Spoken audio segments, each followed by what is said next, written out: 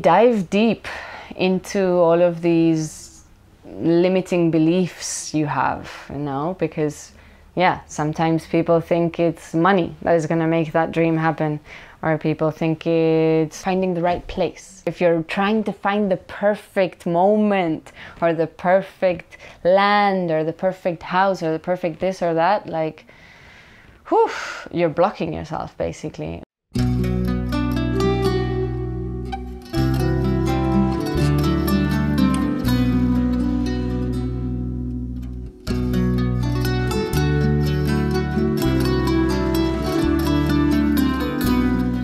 I'm Isa, and this is where I live, Planta Amor. This is my cave, my house.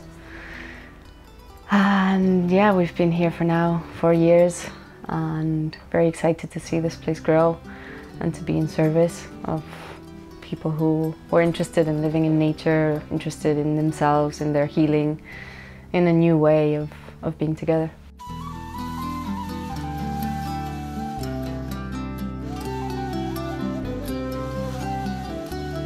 This video is sponsored by Trobolo. Simple, self-sufficient and sustainable, a clean solution. We are in Planta Amor, in my house, in my cave, that I started building 4 years ago, and now it's starting to be much more of a cozy space, the cozy space that I dreamed of. So yeah, you're welcome. This is kitchen, vibe, kitchen, lounge, my baby daughter Dara's space, with her toys and her drawings and her creativity. These plants that kind of just popped up and decided to grow here. They're giving a lot of life to the space. And like all of this part was covered by earth, basically. Like we took the level of the earth down. So the whole concept of this house is kind of to have a house you have to take out. You don't have to build and put on. It's more like taking out the earth to find your own little refugio, little nest. So this was actually a wall, and all of this space had to be bam, bam, bam, with an axe or with a pico, I don't know how you say, but yeah, shoveling everything, putting into wheelbarrows, taking it out. And it was kind of also with the urgency of I'm pregnant and I needed a nest and a place to give birth. So it was all part of my preparation for being a mother, I feel, in preparation for this big next step of life. And so, you did it alone, or you had help of the community, definitely. And certain people who felt motivated. I want to learn how to do this, never done this, or I have anger issues, so bam, bam, bam. It was fun. I mean, I think it was one of the best moments of my life. And then, yeah, I had it prepared like maybe 1 month after giving birth. So, this was like my central column, my reminder of how important it is for life and for giving birth, also to just be connected to your body, be connected to the safe space that you are, and in this case, now that I had built for this purpose. So, wow, it was a big ceremony. And it is still like this gratitude of I live in a place that did not exist, and it's in nature. Like I live in a hole in the earth. And I sometimes, yeah, struggle maybe with being grounded or with having my feet on the ground and just staying calm, and feel just entering this space is like a reminder of stillness and of, yeah, gratitude, really. And of the things that you can do when you believe and you can just focus on something. Basically, my parents met while they were being missionaries. So they were Christian. My dad was a priest and my mom was a nun. So they were, yeah, they had a change of perspective at some point, and my mom had this big will of being a mother. No, she was very connected to nature. She was a biology teacher, studying biology, and she felt, wow, I could imagine myself being a mother now. And yeah, then they had my sister, they had my brother, and finally they had me when I was not expected, of course. But yeah, they decided to stay in Zimbabwe and to raise us up there, because they felt connected to that culture, to that way of living, very connected to nature. And that's how I grew up also, just playing with the mud, with the earth, with the plants. So yeah, that's what's brought me here, I guess. Many things were recycled, definitely, because with the community, we do missions we have a common car and we go and get wood and this and that. But the truth is, like, when I needed to make Dara's bed, it was just more of a matter of digging, bam, bam, bam, a pallet underneath, and yeah, one little shelf there. You don't need that much, no. Like when I wanted to make myself a desk also, it was more of like destroying the rock that was under, digging it all, and just, again, finding a nice piece of wood. This I would like to, ultimately, it was like Dara's corner for changing her, and at some point I just want to extend the desk, so yeah, it's creating through destroying. And yeah, basically things that we found, and more gifts of people. No? In the end, I tried to take out as much as possible and leave it more of a minimalistic space. If you don't like renew the cal, I don't know how you call it in English, it starts crumbling a bit. So like every now and then you have your attention back on its space. For me, it's like basically a reflection of myself. Like when I made this front wall, this side wall, it was exactly when I was stopping to breastfeed my baby, and it was inside my need was like, I need limits. Now I need to communicate to her that this limit for me is necessary for my well-being. And before, this wall was just like open to nature, no? And it was just open to the plants and to the wind, and it was constantly, everything was coming back in. And now it's kind of like a messy storage place, or toilet for Dara. But it was a big symbol to say, like, I'm ready to close myself from nature in a way, because I already have my dose of it and I want to be able to choose it. And with my baby, it was like, I'm ready to set this limit and at the same time find other ways of showing love. No? So it happened like instantly. The weekend that I brought people to help me and do this was the weekend that I finally had the power to say, like, hey, no. So like each step of the house has always had like a mirror to my own personal growth. So it's been like my 24-hour, 24/7 therapy of, what is this wall telling me? What is the roof and the water that is still coming in telling me? Like, how can I improve it while having the focus on I'm actually improving myself now? And the needs that my house has many times reflect my own needs. So it's, even when I was thinking of this video, I was like, oh, what would I like to make a bit more beautiful? And I put another layer of clay. And yeah, it just feels like, finally, you know, there had been like the clay that had dripped from the past rain, and it was just showing me this kind of like, oh, I just let it be. I forgot about it in a way. And then I was like, wow, it's such a meditation to put this on my house and just feel my hands in the earth and feel it's just my moment for myself to be working on myself. Yeah. So my house, whew, this is the first view. Welcome to the sea.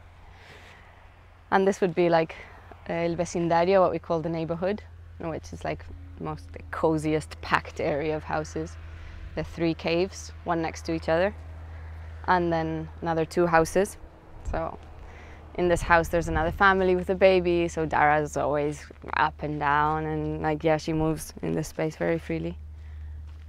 And yeah, this would be like the most like intimate kind of our own tribe place, and then the more we go that way is more the common spaces, places where we do the events.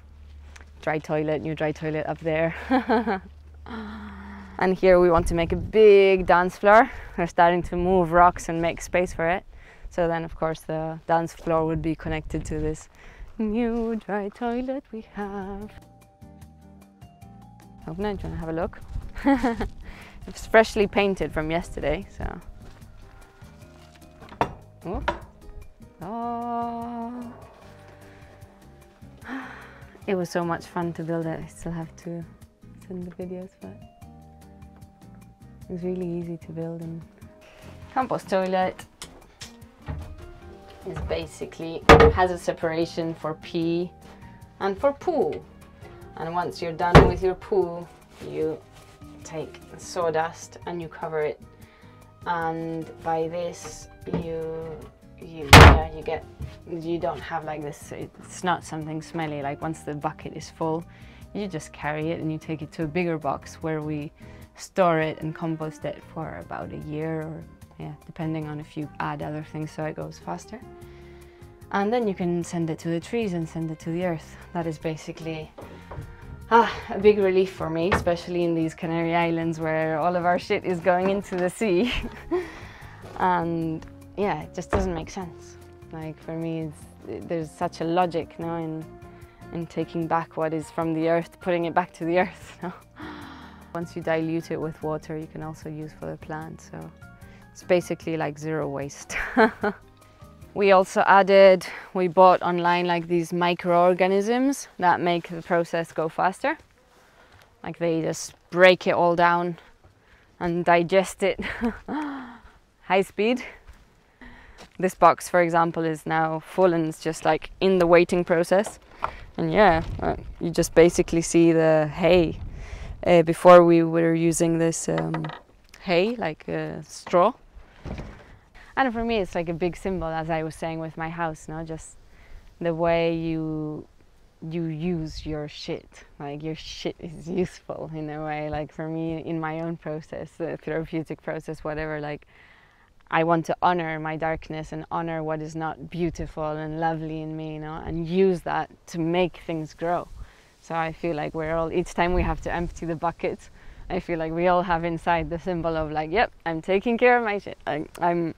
I'm consciously looking at it and emptying it and knowing that it shall be useful. Like I think what they've taught us in society is like, oh, let's flush it down, don't look at it, this is not part of you, like this will go somewhere, you don't know where, but you don't have to take care of it. And here it's like, no. Mama agua, cocoleo com. Mama cocoleo com. Cocoleo com.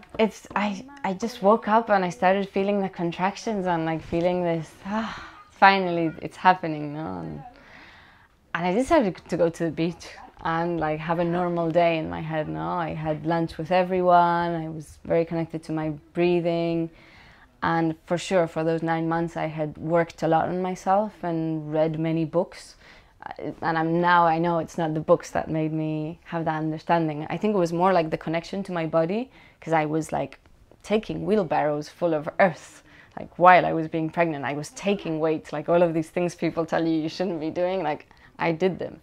And I think that prepared me to be in that like very mammal side. Like I felt like an animal, like once the trance started like hitting me more, no? Like once everything started to be like a bit more like intense or painful, I just needed to close everything, tell everyone to come out and leave me do my process. Like even the midwife that was here was like, trying to massage me and hold me, and I was just like, I need space with my baby, you know? And of course with her father I didn't feel very connected. And there was my mom, my sister, people who wanted to be part, also Clara and Tim, and people who wanted to support but who also understood like the best thing they could give me was space. So this midwife ended up leaving because there was another woman that was giving birth faster, and that was like kind of a relief. And another midwife came. And the minute she saw me, she said, listen, I'm going to be in my van sleeping. Like, if you need anything, just tell me. And that was like, yes, thank you. Like, finally somebody understands and gives me this feedback of, you can do it alone. Like, you don't need me at all. So we brought in this big bathtub and people started to help me fill it. Like, they were filling it with hot water that they would heat and then bring it in because we didn't have like direct hot water in it. So that was starting to be like, yeah, the peak of the moment. And it was crazy because in my head I was waiting for me to break waters, and that moment never came. And all of a sudden I'm there feeling like, okay, what is this? And I touched like this kind of balloon. And I'm like, okay, I'm giving birth to an alien. Most likely, yeah, it's possible. But yeah, it was the amniotic sac that didn't break. So I actually gave birth to the whole sack, to this whole balloon with the baby inside. Hola, Dara! And I was, I sang through the whole process. I released a lot with my voice, and I think that that soothed me so much. The hot water in the bath was, I didn't stop moving. Like, I see these women that are just like giving birth in horizontal position and just very passive, and I'm like, for me it was like what brought me the relief of the pain was moving, was dancing, was putting my playlists of music and just feeling so safe in my body, in an intimate space with myself. No? And that's why I feel, of course, things don't go well in hospitals, because you don't feel safe.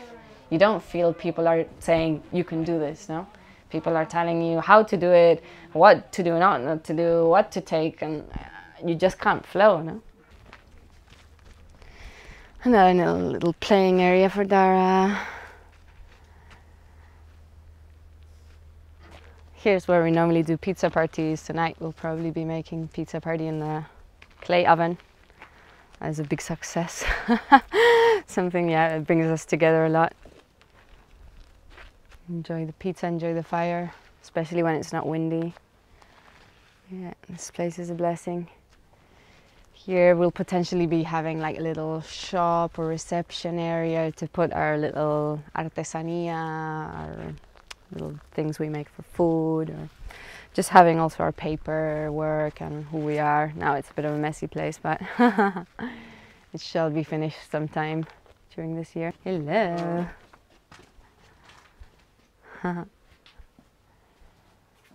So here's where we gather and eat together most of the days. And we decide if we don't, or if somebody's doing something else. But we normally do the reunions here. It's like the water we shower with goes into this oasis that we call oasis, and it's you have shade here. Hello. Hello.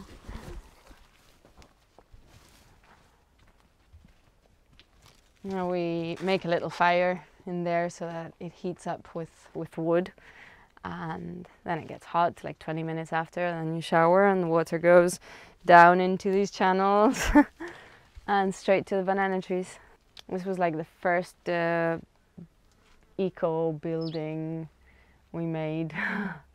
Having like not much idea of how to put things together, but just intuitively felt like, hey, this looks solid. When the rain comes and when it does get humid, because it's like a rock, a kind of it's like a sponge rock, like it has a lot of air, so the humidity like comes in and it just stucks there. So then like your clothes at some point can be smelling of humidity. Now I bought a dehumidificator, and it brings out water, like there's water in the air that is coming out through this machine that I then take to the plants and I use it. So now I'm making sense of it.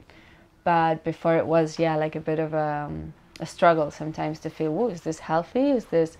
But now I have a lot of consciousness of always having it ventilated, always having this machine kind of one day yes, one day no, using it.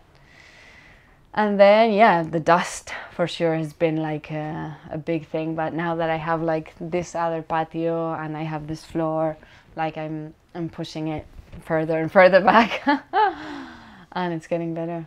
Yeah, I think I see more of the things that suit me. For example, I am very sensitive to sound. So when I sleep, like having like no sound, absolutely not hearing any car, like it's, I think I see more of what I treasure of these bad things. So we have these solar panels that we got like now 2 years ago, I think. One of us decided to invest in them, and that slowly we would pay him back over the time. So now that's done. And of course we still want to improve the system. But except for cloudy days, we have full-on electricity, washing machine, fridge, and light in every house. And some days, like at night, it will go off. But we all go to bed very early, so it's not much of a problem. For sure, like it is a goal for us to learn how to do things more legally. But the thing is that there are many limitations, especially in agricultural lands, that they have decided that this land is just for agriculture. But for me, it doesn't make sense that how is it not possible to live on the land you are growing your food on, like if then you have to have one house there and just come and go from that land. Like I think this law should change, and I'd be happy to one day do whatever I have to do to make this. It's possible. Like even here, like they told us we wouldn't be able to have running water, like normal tap water, because if you don't live here, if you're not supposed to live here, why should you have water? But we were like, hey, we already live here like 3 years. Like we do need water. We have 3 children now, and it is a fact that we don't have any intention on leaving. So we found a kind man that did understand like this social urgency, you know, like this something, yeah, it just resonated, and he helped us get that. And now that we have that, it's like the mayor can't really, like, yeah, I don't think that they're ever gonna want to invest on taking us out. Even if the constructions are illegal, we can prove that they are legal because we could be able to move them.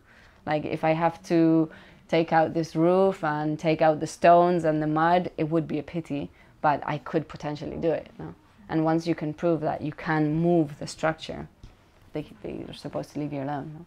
It is, again, like we work with this element of trust that I imagine for sure is not something that they feel very safe with, but see, I feel like if that moment would come, it would be something in me saying, okay, I'm closing a cycle. Like I've learned and I've done so much already here that, thank you. Like, I think I would be more like celebrating everything that I have achieved than in the lack or the loss. This is where we do our fire gatherings and ceremonies, where we come together and poof, release together, celebrate together. That is definitely a part of why we're together now. Sometimes we forget, I feel, but yeah, yesterday we were doing big wood mission and covering it if it rained, and so that we can have nice fires at night.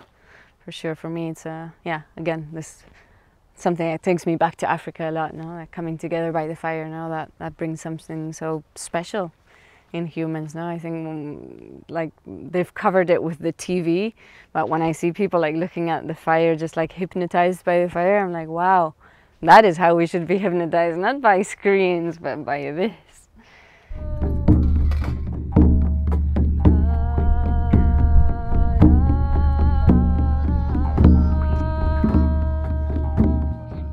Dive deep into all of these limiting beliefs you have, you know, because yeah, sometimes people think it's money that is going to make that dream happen, or people think it's different things, you know, like finding the right place.